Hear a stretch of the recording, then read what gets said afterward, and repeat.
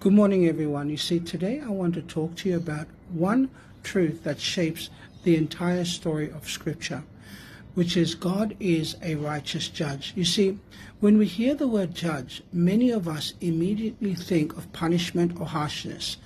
However, the Bible paints a different picture. In Genesis chapter 18:25, it says, "Shall not the judge of all the earth do right?"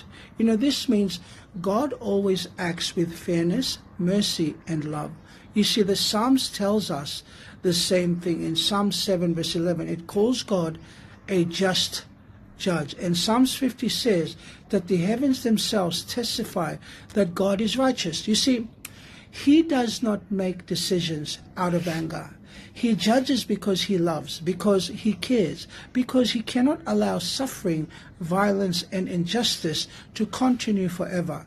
You see, this helps us understand some of the hardest stories in the Scripture, including the judgment of the Canaanites. You see, at first glance, it may seem severe. However, God did not act suddenly. See, the Bible says that the Canaanites were given hundreds of years to turn away from cruelty, violence, and practices that destroyed life. You see, God sent them light through Abraham, Melchizedek, and the patriarchs. You see, they had every chance to choose truth, but they rejected it. You see, and here's the key. God's judgment only came after mercy had been exhausted, not because God wanted to destroy, but because He wanted to protect.